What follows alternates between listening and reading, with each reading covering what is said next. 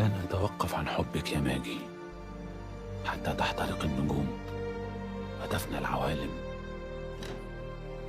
حتى تتصادم الكواكب. وأخيرا العرب يدخلون نتفليكس. كجزائري أبارك للتلفزيون المصري والدراما المصرية على هذا الإنجاز الكبير ودخول الدراما المصرية إلى شبكة نتفليكس العالمية من خلال مسلسل ما وراء الطبيعة. أبارك لهم على هذا الإنجاز الكبير الذي يحسب للدراما والتلفزيون المصري. وحقيقة يعني الدراما المصرية والتلفزيون المصري يستحقون هذا الإنجاز. ولكن هل هذا مسلسل ما وراء الطبيعة كان يستحق أنه يكون أول مسلسل مصري يدخل إلى شبكة نتفليكس العالمية؟ وهل كان في مستوى التطلعات أم لا، رغم موجة الانتقاد التي تلقاها المسلسل قبل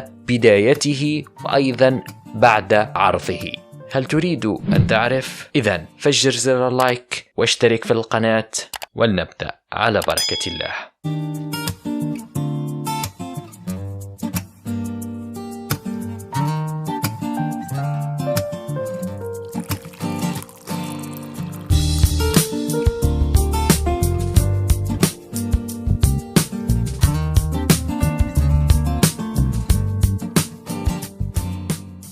السلام عليكم، تحية طيبة متابعينا الكرام. مسلسل ما وراء الطبيعة هو مسلسل مصري يعد أول مسلسل تتبناه وتقوم بإنتاجه الشركة العالمية شركة نتفليكس. ومسلسل ما وراء الطبيعة هو مسلسل مستوحى أو مقتبس من سلسلة روايات العظيم الراحل أحمد خالد توفيق، والتي تدور أحداثها حول شخصية خيالية لطبيب أمراض دم مصري اسمه رفعت إسماعيل، وحول سلسلة الحوادث الخارقة للطبيعة التي تعرض لها في حياته منذ صغره، والتي ظلت تلاحقه أيضا في كبره وتشكل خطرا عليه وعلى عائلته وعلى المقربين منه. هذه الرواية هي التي قامت نتفليكس بتبنيها وبإنتاجها، وقد قام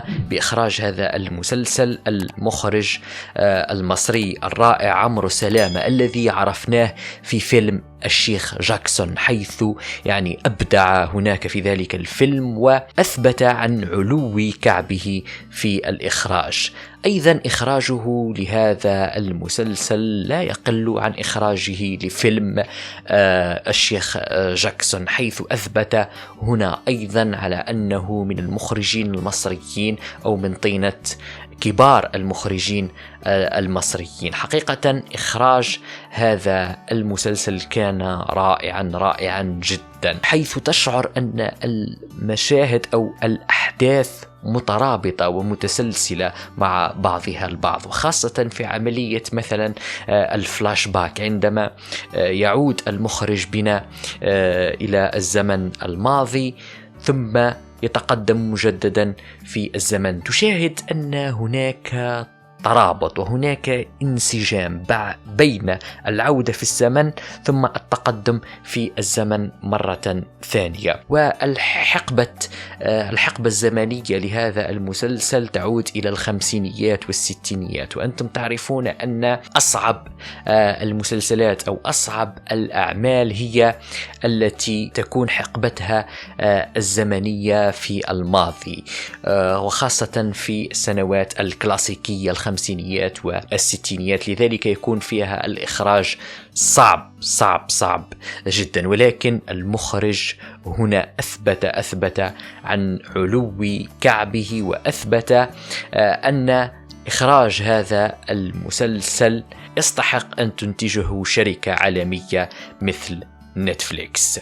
نقطة قوة هذا مسلسل ما وراء الطبيعة هي في التصوير. حقيقة تصوير هذا المسلسل كان رهيب إلى حد بعيد. يا أخي، تشعر أن تصوير المشاهد كان تحفة فنية، يعني كان كأنه لوحة فنية وليس عبارة عن فيديوهات أو صورة. حقيقة طاقم التصوير أبدع في هذا المسلسل، من ناحية الزوايا، من ناحية الإطارات، من ناحية أيضا حركة الكاميرا. حقيقة يعني أدهشتني، وكأنك تشاهد مسلسل دارك أو فيلم 1917. تشاهد يعني خاصة حركة الكاميرا داخل المبنى أو في داخل الغرف، وخاصة عندما يكون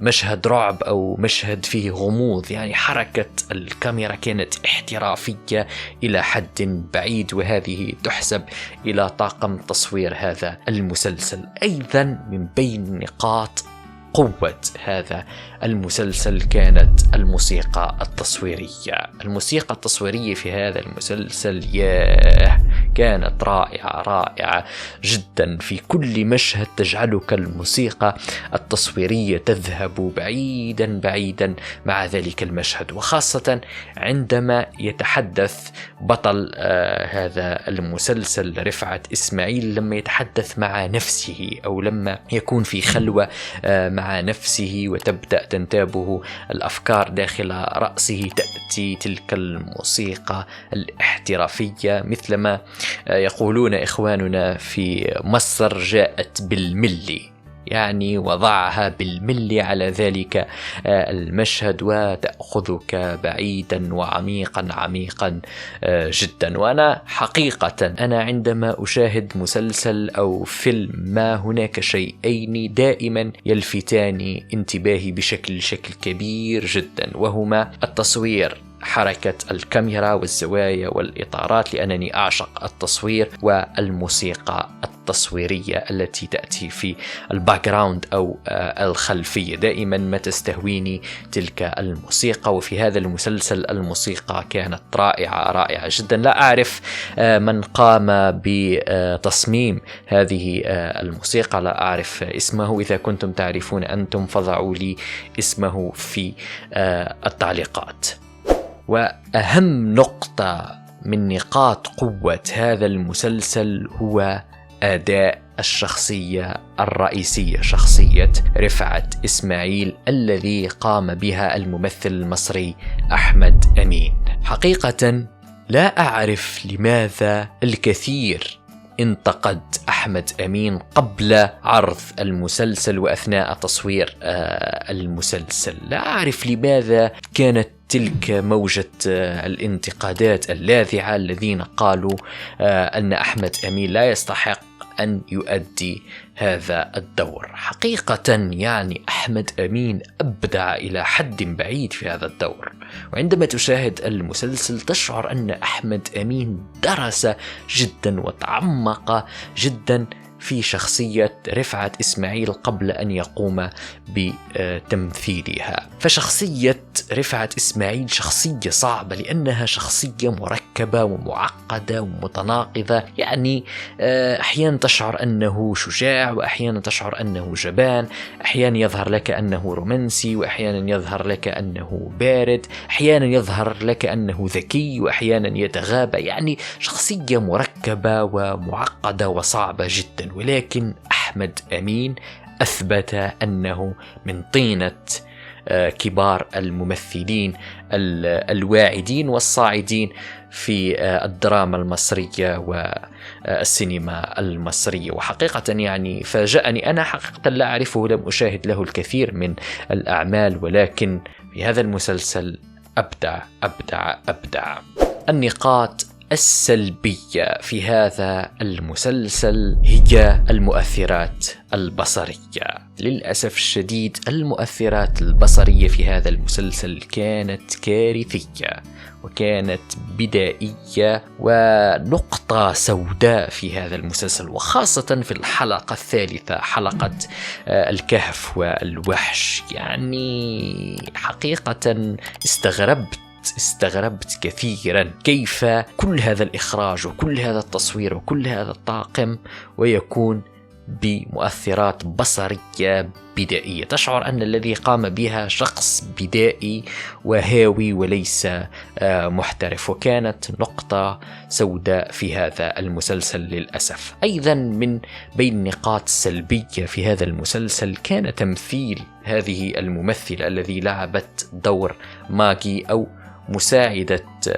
البطل رفعت إسماعيل. يعني تضع أمامها نقاط استفهام ونقاط تعجب. ما محل إعراب هذه الممثلة أو هذه الشخصية؟ حقيقة تشعر أن الممثلة لم تعطي هذه الشخصية حقها، تشعر أنها لم تقدم أي إضافة رغم قيمة هذه الشخصية داخل المسلسل، ورغم وجودها في معظم المشاهد، ورغم وجودها في معظم المشاهد مع رفعت إسماعيل الشخصية البطلة، إلا أنها تشعر أن أحمد أمين بعيد كل البعد بمستواه عن مستوى هذه الممثلة، وخاصة في الحوارات. تشعر أن لا يوجد هناك تناسق، لا يوجد هناك ترابط بينه وبين هذه الممثلة أو بينه وبين هذه الشخصية. حقيقة يعني استغربت من هذا الأمر. ولكن إجمالا المسلسل كان رائعا، ويعني يمكن أن نقول أنه كان في مستوى التطلعات رغم صعوبة هذا العمل، إلا أن الطاقم سواء الإخراجي أو التمثيلي يعني أبدعوا صراحة في هذا العمل، وقاموا بجهد كبير جدا. وأنا كجزائري أحييهم وأحيي التلفزيون المصري والدراما المصرية، ولا أظن أن شركة نتفليكس سوف تتوقف هنا عند هذا المسلسل فقط، بل شركة نتفليكس سوف تستثمر أكثر في الدراما المصرية، ولما لا الدراما العربية ككل. وهذا المسلسل سوف يفتح الباب للعديد من المسلسلات المصرية والمسلسلات العربية لكي يدخلوا إلى نتفليكس. بهذا مشاهدينا الكرام نكون قد وصلنا لنهاية هذا الفيديو، أرجو أن تكونوا قد استمتعتم به. لا تنسوا الاشتراك في القناة، وأنا بانتظار آرائكم واقتراحاتكم في خانة تعليقات هذا الفيديو، وإلى اللقاء. إذا أعجبك الفيديو قم بالضغط على زر الإعجاب، واكتب لنا رأيك في خانة التعليقات، ولا تنسى الاشتراك في القناة.